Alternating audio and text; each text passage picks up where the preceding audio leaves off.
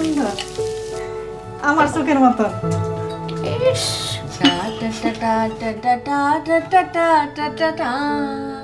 তোর মুমিন কেমন আছে রে? ছক্কা মামুনের কথা বলে ছক্কা বলে বুঝছি।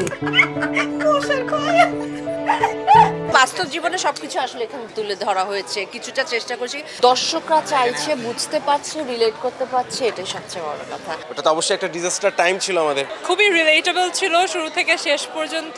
আমিও তো আসলে ঘোরের ভেতর আছি, আমিও আবার আজ দেখলাম, অবশ্যই নস্টালজিক হয়ে গেছি এবং একজন আর্টিস্ট হিসেবে আসলে কি সময়টা কাটিয়েছি সেটা আসলে আমরা সেটাই পোর্ট্রে করার চেষ্টা করেছিলাম। তবে সবচেয়ে ভালো লাগছে যে আমাদের যে চেষ্টাটা সেটা দর্শকরা চাইছে, বুঝতে পারছে, রিলেট করতে পারছে, এটাই সবচেয়ে বড় কথা।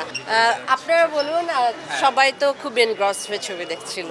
হ্যাঁ, মানে সেরকম তো বাস্তব জীবনে সবকিছু আসলে এখানে তুলে ধরা হয়েছে, কিছুটা চেষ্টা করছি, মোটামুটি আসলে একটা আর্টিস্টের আর্টিস্টিক ব্লক এবং সমস্ত কিছু এবং দুজন নারীর ভেতর যে সম্পর্ক, সংবেদনশীলতা, সেটা নিয়ে আমাদের কাজটা। অনেক কিছু ভুলেও গিয়েছিলাম, যে এই যে একটু পরপর স্যানিটাইজার দেয়া, মাস্ক পরে থাকা, ইভেন বাসার মধ্যে বা কোয়ারেন্টাইন করা, মানে খুবই রিলেটেবল ছিল শুরু থেকে শেষ পর্যন্ত।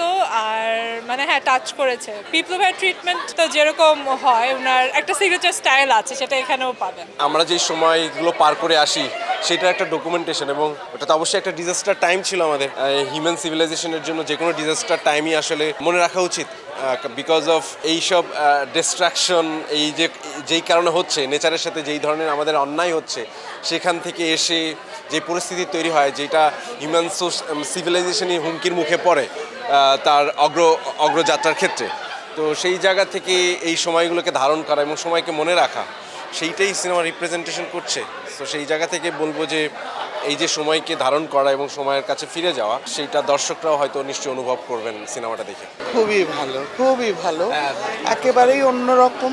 মানে ঠিক তথাকথিত গল্পের বাইরে একেবারে একটা অন্য ধরনের ফিল্ম, অসাধারণ।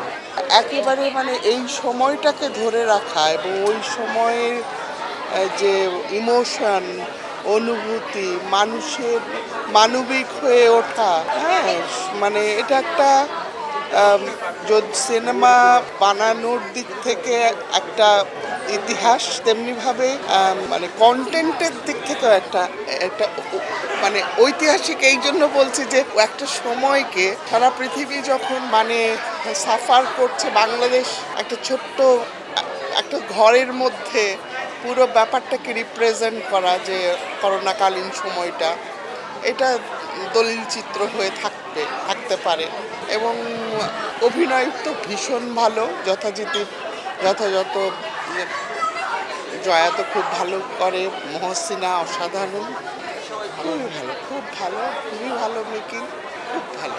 সবাইকে অভিনন্দন, এবং দর্শকদের বলি যারা দেখেননি দেখতে আসেন। মানুষজন আমরা যেভাবে ভয় পেতাম, এক্স্যাক্টলি ওই same feeling, so we could relate to Covid times a lot and it was reminding us of those days আর কি। ভালো ছিল।